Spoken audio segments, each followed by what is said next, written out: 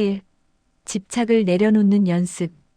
부처님께서 중림 정사에 머무시던 때의 이야기입니다. 당시 마가다국에는 수다타라는 부유한 상인이 살고 있었어요. 수다타는 왕국에서 가장 성공한 사업가였습니다. 그는 수십 개의 상단을 운영했고 금은 보화가 넘쳐났어요. 그의 저택은 왕궁만큼 화려했고 수백 명의 하인이 그를 섬겼습니다. 하지만 수다타는 행복하지 않았어요. 그는 항상 불안했습니다. 밤마다 악몽을 꾸었는데 꿈에서는 늘 재산을 잃는 장면이 나왔어요. 도둑이 들거나 사업이 망하거나 왕이 재산을 몰수하는 꿈이었습니다. 수다타는 재산을 지키는 데 집착했습니다. 금고를 하루에 10번씩 확인했고 하인들을 믿지 못해 항상 감시했어요. 사업 파트너조차 의심했고 가족들에게도 재산 이야기를 하지 않았습니다.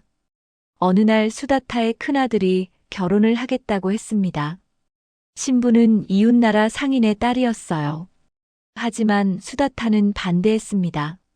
아들아, 그 집안은 우리만큼 부유하지 않다. 내가 결혼하면 우리 재산이 나눠질 것이다. 안 된다. 아들이 울며 말했습니다. 아버지, 저는 그녀를 사랑합니다. 재산보다 사랑이 더 중요하지 않습니까? 수다타는 화를 냈습니다. 사랑으로 밥을 먹고 사느냐? 재산이 있어야 살 수 있다. 이 어리석은 놈아. 아들은 집을 나가버렸습니다. 그리고 다시는 돌아오지 않았어요. 수다타는 아들을 잃었지만 후회하지 않았습니다. 오히려 재산을 지켰다며 다행이라고 생각했죠. 몇 년 후 수다타에게 큰 병이 찾아왔습니다. 의사들이 말했어요. 마음의 병입니다. 걱정과 불안이 몸을 망가뜨린 것입니다. 수다타는 온갖 명의를 찾아다녔어요. 비싼 약을 먹고 귀한 치료를 받았지만 낫지 않았습니다. 그러던 중 한 하인이 조심스럽게 말했습니다. 주인님, 부처님이라는 분이 이 근처에 계신답니다. 그분은 마음의 병을 고치신다고 합니다. 수다타는 코웃음을 쳤습니다. 그까짓 수행자가 뭘 안다고. 하지만 병이 악화되자 결국 부처님을 찾아가기로 했어요. 수다타가 부처님을 만났을 때 그는 온몸에 금은 보화로 치장하고 있었습니다. 목에는 금목걸이, 손에는 금반지, 허리에는 보석으로 장식된 띠를 두르고 있었어요. 부처님께서 수다타를 보시고 조용히 물으셨습니다. 그대는 왜 그렇게 무거운 것들을 몸에 지니고 다니는가? 수다타가 자랑스럽게 대답했습니다. 이것들은 제 재산입니다. 저는 이 왕국에서 가장 부유한 사람입니다. 부처님께서 다시 물으셨습니다. 그 재산이 그대를 행복하게 만드는가? 수다타는 잠시 말문이 막혔습니다. 그리고 솔직하게 대답했어요. 아닙니다. 저는 행복하지 않습니다. 매일 밤 악몽을 꾸고 항상 불안합니다. 재산을 잃을까봐 두렵습니다. 부처님께서 말씀하셨습니다. 수다타여, 내가 너에게 묻겠다. 내가 태어날 때 무엇을 가지고 왔느냐? 아무것도 가져오지 않았습니다. 그렇다면 내가 죽을 때 무엇을 가지고 갈 것인가? 수다타는 대답하지 못했습니다. 부처님께서 계속 말씀하셨습니다. 그대는 빈손으로 왔다가 빈손으로 갈 것이다. 그런데 왜 그 사이에 있는 것들에 그렇게 집착하는가? 그 모든 금은 보화가 진짜 내 것이라고 생각하는가? 수다타가 항변했습니다. 하지만 이것들은 제가 평생 일해서 모은 것입니다. 제 것이 아니고 누구 것입니까? 부처님께서 손가락으로 땅을 가리키시며 말씀하셨습니다. 이 땅을 보아라. 이 땅은 수천 년 전에도 여기 있었고 너보다 먼저 수많은 사람들이 이 땅을 소유했다고 주장했다. 하지만 그들은 모두 어디로 갔느냐? 땅은 여전히 여기 있지만 그들은 사라졌다. 부처님께서 계속 말씀하셨습니다. 내 재산도 마찬가지다. 그것들은 잠시 내 손을 거쳐가는 것일 뿐이다. 진정으로 내 것이 아니다. 내가 그것들을 소유한 것이 아니라 그것들이 너를 소유하고 있다. 수다타는 충격을 받았습니다. 맞습니다, 부처님. 저는 재산의 노예가 되어 있었습니다. 부처님께서 물으셨습니다. 수다타여, 내가 가장 아끼는 것이 무엇이냐? 제 금고에 있는 보석입니다. 그것은 제 할아버지 때부터 내려온 것으로 왕국에서 가장 큰 다이아몬드입니다. 부처님께서 말씀하셨습니다. 그것을 가져오너라. 수다타는 황급히 집으로 가서 그 다이아몬드를 가져왔습니다. 그것은 정말 아름다웠어요. 햇빛에 반짝이며 무지갯빛을 냈습니다. 부처님께서 말씀하셨습니다. 이제 그것을 저 연못에 던져라. 수다타는 깜짝 놀랐습니다. 부처님, 이것은 엄청난 가치가 있습니다. 제 전 재산의 절반에 해당합니다. 부처님께서 조용히 말씀하셨습니다. 그것을 던질 수 없다면 그대는 여전히 그것의 노예다. 그대가 그것을 소유한 것이 아니라 그것이 그대를 소유하고 있다. 수다타는 손이 떨렸습니다. 그는 그 다이아몬드를 평생 지켜왔어요. 그것을 버린다는 것은 상상도 할 수 없었습니다. 하지만 수다타는 깊이 생각했습니다. 이 보석 때문에 나는 아들을 잃었다. 이 보석 때문에 나는 밤마다 악몽을 꾼다. 이 보석이 나를 행복하게 해주었는가? 아니다. 오히려 불행하게 만들었다. 수다타는 결심했습니다. 그리고 있는 힘껏 다이아몬드를 연못에 던졌어요. 첨벙. 다이아몬드는 물속으로 사라졌습니다. 그 순간 수다타의 가슴에서 무언가가 확 뚫리는 느낌이 들었어요. 평생 짓누르고 있던 무거운 짐이 사라진 것 같았습니다.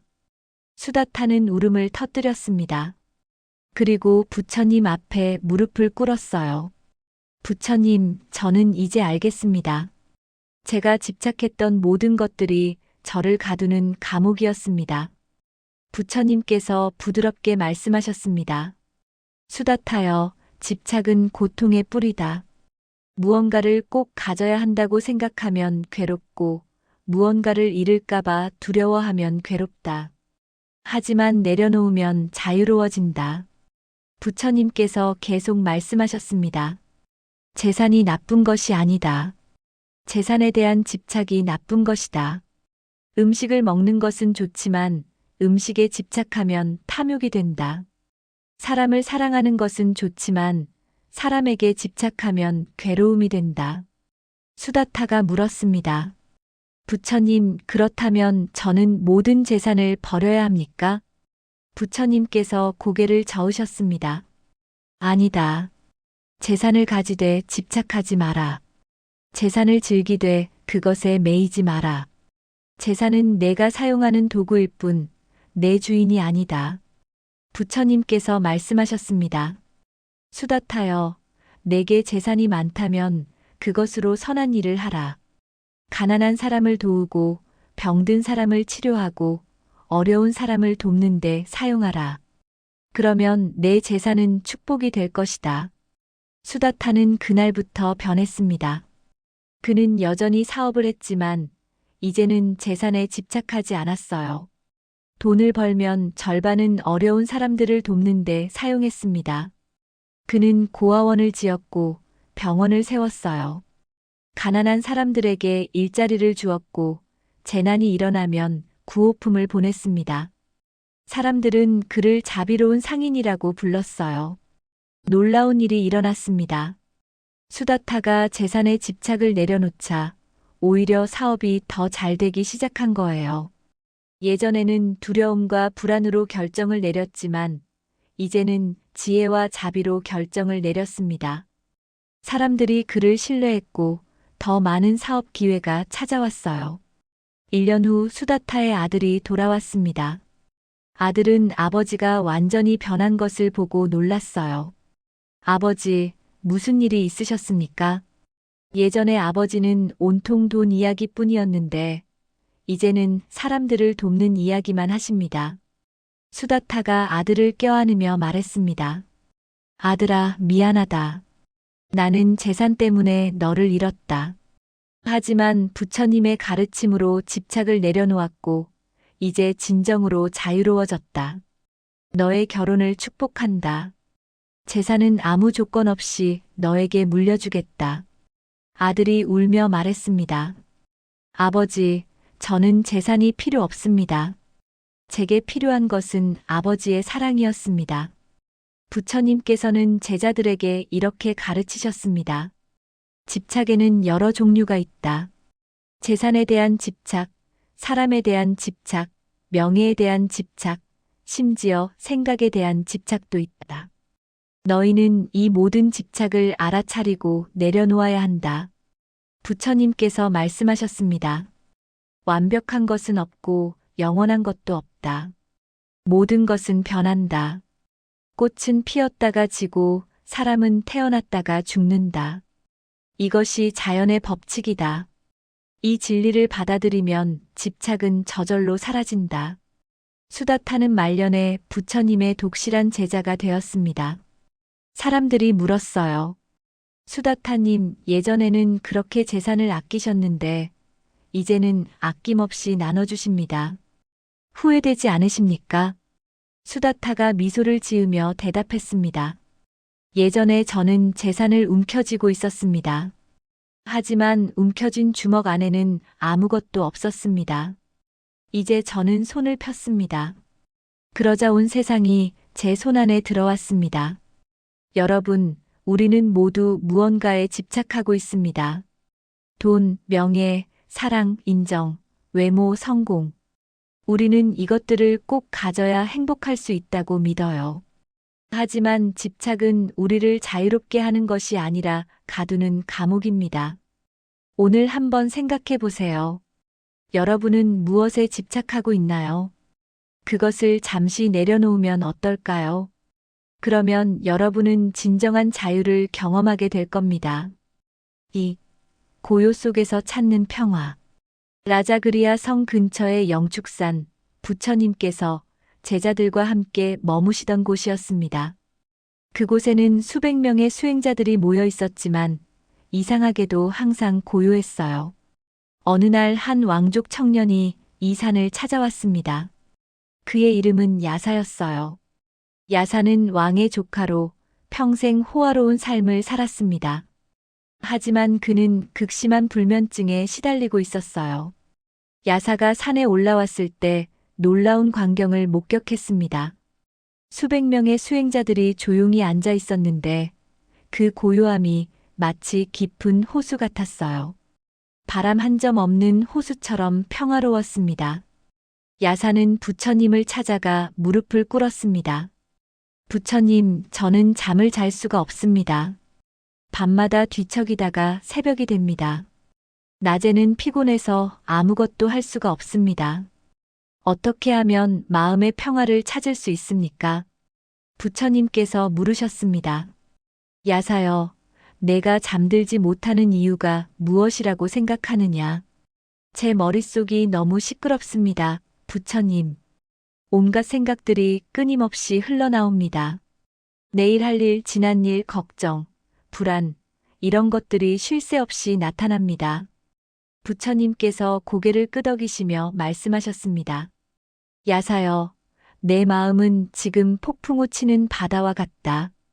파도가 거세게 일렁이고 있다. 하지만 그 바다 깊은 곳에는 항상 고요함이 있다. 아무리 표면이 거칠어도 깊은 곳은 평화롭다. 야사가 물었습니다. 그렇다면 저는 어떻게 그 깊은 곳으로 갈 수 있습니까? 부처님께서 답하셨습니다. 고요 속으로 들어가라. 고요는 내 안에 이미 있다. 너는 그것을 찾기만 하면 된다.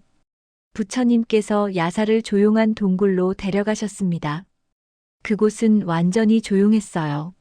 새소리도 바람 소리도 들리지 않았습니다. 부처님께서 말씀하셨습니다. 여기 앉아서 고요를 느껴보아라. 아무것도 하지 마라. 생각하지도 마라. 그냥 이 고요함 속에 머물러라. 야사가 눈을 감고 앉았습니다. 처음에는 익숙하지 않았어요. 그는 평생 시끄러운 곳에서 살았거든요. 왕궁은 항상 음악 소리, 사람들의 웃음소리, 하인들의 발자국 소리로 가득했습니다. 하지만 야사는 참고 앉아 있었습니다. 5분쯤 지나자 신기한 일이 일어났어요. 처음에는 귀가 먹먹했는데 점점 미세한 소리들이 들리기 시작했습니다. 멀리서 새 한 마리가 우는 소리, 바람이 나뭇잎을 스치는 소리, 자신의 심장이 뛰는 소리. 야사는 평생 이런 소리들을 들어본 적이 없었어요.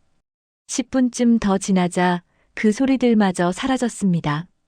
완전한 고요가 찾아왔어요. 야사는 그 고요 속에 완전히 녹아들었습니다. 얼마나 시간이 지났을까요? 야사가 눈을 떴을 때 해가 지고 있었습니다. 그는 3시간 동안 앉아 있었던 거예요. 하지만 3분처럼 느껴졌습니다.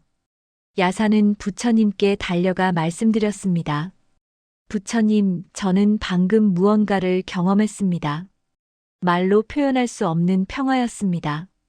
부처님께서 미소를 지으시며 말씀하셨습니다.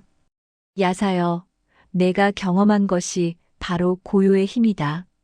고요 속에서 모든 괴로움이 사라진다. 고요 속에서 진정한 평화를 찾을 수 있다. 부처님께서 계속 말씀하셨습니다. 세상은 시끄럽다. 사람들은 끊임없이 말하고 움직이고 무언가를 한다. 그들은 고요를 두려워한다. 왜냐하면 고요 속에서 자기 자신과 마주해야 하기 때문이다. 하지만 야사여, 고요는 적이 아니다. 고요는 내 가장 좋은 친구다. 고요 속에서 너는 너 자신을 발견할 것이다. 고요 속에서 모든 답을 찾을 것이다. 야사는 그날부터 매일 동굴에 가서 고요 속에 머물렀습니다. 처음 며칠은 쉽지 않았어요. 10분만 지나면 불안해졌고 뭔가를 해야 할 것 같았습니다. 하지만 야사는 포기하지 않았습니다. 일주일쯤 지나자 고요가 편해지기 시작했어요. 이제는 1시간씩 앉아 있어도 지루하지 않았습니다. 그리고 놀라운 변화가 일어났습니다. 야사의 불면증이 사라진 거예요. 이제 그는 밤에 누우면 금방 잠들었습니다. 깊고 평화로운 잠이었어요. 야사가 부처님께 물었습니다. 부처님, 어떻게 이런 일이 가능합니까? 고요 속에 앉아 있는 것만으로 제 불면증이 나았습니다. 부처님께서 설명하셨습니다. 야사여, 내 마음은 하루 종일 쉬지 않고 일한다. 생각하고 걱정하고 계획하고 후회한다. 마음도 몸처럼 휴식이 필요하다. 고요는 마음에게 주는 휴식이다. 부처님께서 계속 말씀하셨습니다.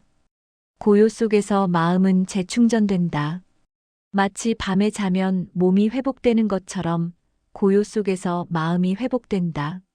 그래서 고요 속에서 시간을 보낸 사람은 밤에 잘 잘 수 있다. 야사는 계속 수행했습니다. 그리고 몇 달 후 더 깊은 경험을 하게 됐어요. 어느 날 야사가 평소처럼 동굴에 앉아 있었습니다. 그날은 유난히 마음이 고요했어요. 1시간쯤 지났을 때 갑자기 이상한 일이 일어났습니다. 야사는 자신의 몸이 사라지는 느낌을 받았어요. 아니, 정확히 말하면 몸과 마음의 경계가 사라졌습니다.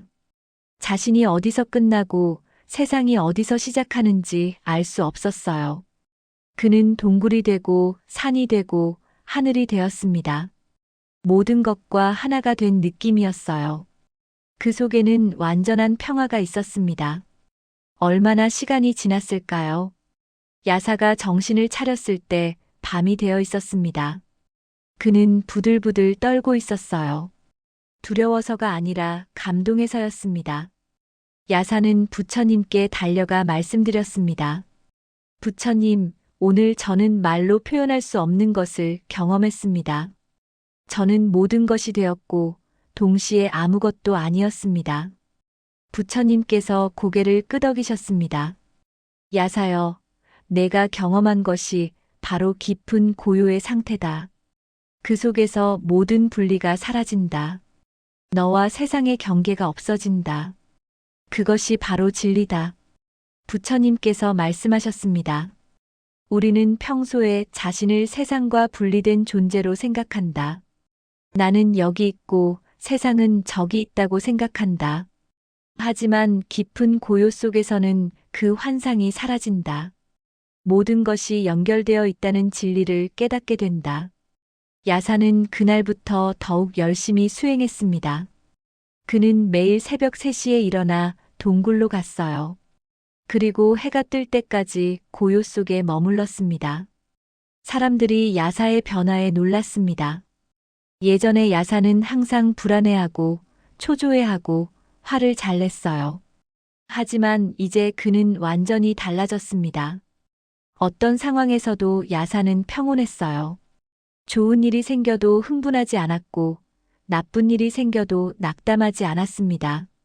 그는 마치 고요한 호수처럼 평화로웠어요. 어느 날 야사에게 큰 시련이 찾아왔습니다.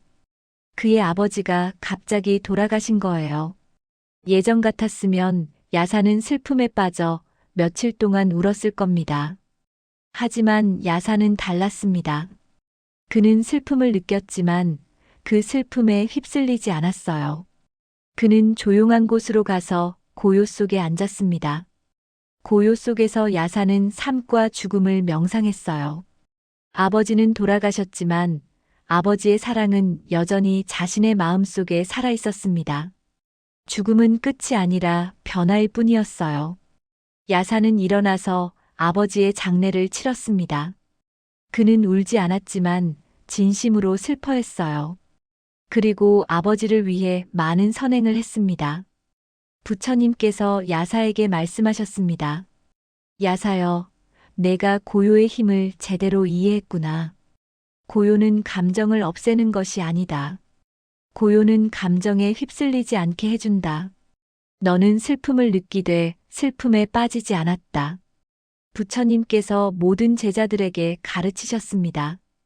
매일 고요 속에 머무는 시간을 가져라. 아침에 20분, 저녁에 20분이라도 좋다. 그 시간 동안 아무것도 하지 마라. 그냥 고요 속에 있어라. 부처님께서 말씀하셨습니다. 고요는 내게 지혜를 준다. 고요 속에서 모든 것이 명확해진다. 복잡하게 보이던 문제도 고요 속에서는 단순해진다. 어려운 결정도 고요 속에서는 쉬워진다. 야사는 결국 부처님의 제자가 되어 깨달음을 얻었습니다. 사람들이 물었어요. 야사 스님, 깨달음이란 무엇입니까? 야사가 대답했습니다. 깨달음은 완전한 고요 속에서 찾은 완전한 평화입니다. 그 속에서 모든 질문에 답이 있고 모든 괴로움의 끝이 있습니다. 여러분, 우리는 너무 시끄러운 세상에 살고 있습니다. TV, 스마트폰, 음악, 사람들의 목소리. 우리는 고요를 두려워합니다. 하지만 진정한 평화는 고요 속에 있습니다. 오늘 한번 시도해 보세요. 모든 소리를 끄고 조용한 곳에 앉아서 10분만 고요 속에 머물러 보세요. 처음에는 불편할 겁니다. 하지만 계속하면 그 고요가 여러분의 가장 좋은 친구가 될 거예요. 3. 일상으로 돌아가는 마음가짐. 부처님께서 사위성 근처의 한 마을을 지나가시던 날이었습니다. 그곳에서 한 농부를 만났어요. 그의 이름은 바라문이었습니다. 바라문은 부처님의 명성을 듣고 찾아온 사람이었어요. 그는 일주일 동안 부처님의 가르침을 들으며 명상을 배웠습니다. 그리고 놀라운 평화를 경험했죠. 하지만 이제 집으로 돌아가야 할 시간이 되었습니다. 바라문은 부처님께 걱정스럽게 말씀드렸습니다. 부처님, 여기서는 명상하기가 쉬웠습니다. 조용하고 평화롭고 방해받지 않았습니다. 하지만 집에 돌아가면 어떻게 됩니까? 저는 농사를 지어야 하고 가족을 돌봐야 하고 온갖 문제를 해결해야 합니다. 그 바쁜 일상 속에서 어떻게 이 평화를 유지할 수 있습니까? 부처님께서 미소를 지으시며 물으셨습니다. 바라문이여, 너는 농사를 지을 때 무엇을 하느냐? 씨를 뿌리고 물을 주고 잡초를 뽑습니다. 그렇다면 추수할 때는 무엇을 하느냐? 곡식을 베고 타작을 하고 곡식을 저장합니다. 부처님께서 고개를 끄덕이시며 말씀하셨습니다. 그것이 바로 답이다. 명상도 농사와 같다. 너는 여기서 씨앗을 심었다. 마음의 평화라는 씨앗을 심었다. 이제 집에 돌아가서 그 씨앗에 물을 주고 잡초를 뽑아야 한다. 그러면 때가 되면 수확할 수 있다. 바라문이 물었습니다. 하지만 부처님, 구체적으로 어떻게 해야 합니까? 부처님께서 설명하셨습니다. 아침에 눈을 뜨면 먼저 3번 깊게 호흡하라. 그것이 하루를 시작하는 방법이다. 일을 시작하기 전에도 3번 호흡하라. 점심을 먹기 전에도, 저녁에 잠들기 전에도 3번씩 호흡하라. 부처님께서 계속 말씀하셨습니다. 일을 할 때는 그 일에 온전히 집중하라. 밭을 갈 때는 밭을 가는 것에만 집중하라. 과거를 생각하지도 말고 미래를 걱정하지도 마라. 지금 이 순간 이 일에만 집중하라. 사람들과 이야기할 때는 진심으로 들어라. 상대방의 말을 들으면서 다른 생각을 하지 마라. 그 사람의 눈을 보고 그 사람의 마음을 느끼며 들어라. 바라문이 고개를 끄덕이며 말했습니다. 알겠습니다, 부처님. 하지만 만약 화가 나거나 불안해지면 어떻게 합니까? 부처님께서 대답하셨습니다. 그럴 때는 즉시 내 호흡으로 돌아가라. 화가 나는 것을 느끼면 그 자리에서 멈추고 3번 깊게 호흡하라. 불안이 올라오면 눈을 감고 1분 동안 호흡에 집중하라. 그러면 마음이 다시 중심을 찾을 것이다. 부처님께서 바라문의 어깨에 손을 얹으며 말씀하셨습니다. 바라문이여, 깨달음은 산속에만 있는 것이 아니다. 깨달음은 일상 속에 있다. 설거지를 할 때도, 아이를 돌볼 때도, 농사를 지을 때도 깨달음을 경험할 수 있다. 중요한 것은 지금 이 순간에 깨어 있는 것이다. 바라문은 집으로 돌아갔습니다. 다음 날 아침, 그는 부처님의 가르침을 실천하기 시작했어요. 눈을 뜨자마자 3번 깊게 호흡했습니다. 그러고 나서 일어나 가족들에게 아침 인사를 했어요. 예전에는 머릿속으로 하루 일정을 생각하며 급하게 움직였는데, 이제는 천천히 움직이며 지금 하는 일에 집중했습니다. 아침을 먹을 때도 달랐어요. 예전에는 밥을 먹으면서 일 걱정을 했는데, 이제는 음식의 맛에 집중했습니다. 밥알 하나하나를 천천히 씹으며 그 맛을 느꼈어요. 밭에 나가서도 마찬가지였습니다. 호미로 땅을 팔 때 그 느낌에 집중했어요. 흙의 촉감, 햇빛의 따스함, 새들의 노랫소리. 모든 것이 생생하게 느껴졌습니다. 신기한 일이 일어났어요. 예전에는 일이 고되고 지루하게 느껴졌는데, 이제는 일이 명상이 되었습니다. 일을 하면서도 마음은 평화로웠어요. 며칠 후 바라문에게 시험이 찾아왔습니다. 이웃과 땅 경계 문제로 다툼이 생긴 거예요. 이웃은 화를 내며 소리를 질렀습니다. 예전 같았으면 바라문도 화를 냈을 겁니다. 하지만 이번에는 달랐어요. 그는 이웃의 소리를 들으며 자신의 가슴이 뜨거워지는 것을 느꼈습니다. 화가 올라오고 있었어요. 바라문은 즉시 멈췄습니다. 그리고 3번 깊게 호흡했어요. 숨을 들이마시고 내쉬고 다시 들이마시고 3번의 호흡이 끝났을 때 화는 많이 가라앉아 있었습니다. 바라문은 차분하게 이웃에게 말했습니다. 친구여, 우리 앉아서 이야기합시다. 화를 내면 문제가 해결되지 않습니다. 함께 좋은 방법을 찾아봅시다. 이웃은 바라문의 침착함에 놀랐습니다. 그도 화가 조금 가라앉았어요. 결국 두 사람은 평화롭게 문제를 해결했습니다. 그날 저녁 바라문은 정말 뿌듯했어요. 부처님의 가르침이 진짜 효과가 있었습니다. 일상 속에서도 평화를 유지할 수 있었어요. 1년 후 바라문은 다시 부처님을 찾아뵈었습니다. 부처님께서 물으셨습니다. 바라문이여, 일상으로 돌아간 후 어떠하였느냐? 바라문이 기쁘게 대답했습니다. 부처님, 제 삶이 완전히 변했습니다. 예전에는 일상이 괴로움이었는데, 이제는 일상이 수행입니다. 밭을 갈 때도, 밥을 먹을 때도, 가족과 이야기할 때도 저는 명상하고 있습니다. 부처님께서 고개를 끄덕이시며 말씀하셨습니다. 잘했다, 바라문이여. 내가 진정한 수행자가 되었구나. 진정한 수행자는 산속에만 있는 것이 아니다. 진정한 수행자는 일상을 살아가면서도 깨어있는 사람이다. 부처님께서 모든 제자들에게 가르치셨습니다. 명상은 방석 위에만 있는 것이 아니다. 명상은 삶 그 자체다.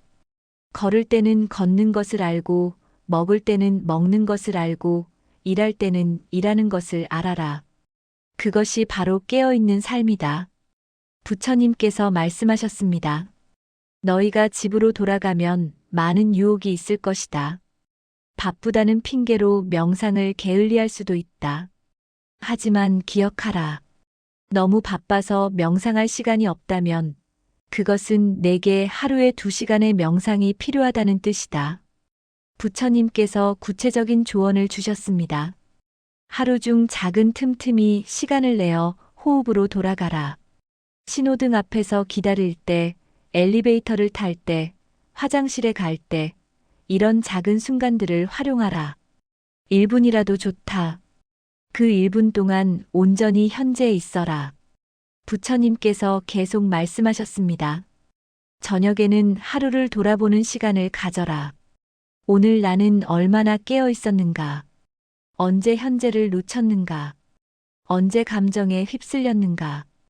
이렇게 자신을 돌아보되 자책하지는 마라. 그저 알아차리고 내일 더 잘하겠다고 다짐하라. 바라문은 부처님의 가르침을 마을 사람들에게도 전했습니다. 사람들이 물었어요. 바라문님, 부처님의 가르침 중 가장 중요한 것이 무엇입니까? 바라문이 대답했습니다. 지금 이 순간에 깨어 있는 것입니다. 과거는 이미 지나갔고 미래는 아직 오지 않았습니다. 우리에게 있는 것은 오직 지금뿐입니다. 이 순간을 온전히 살아가는 것, 그것이 부처님의 가르침입니다. 시청해 주셔서 감사합니다.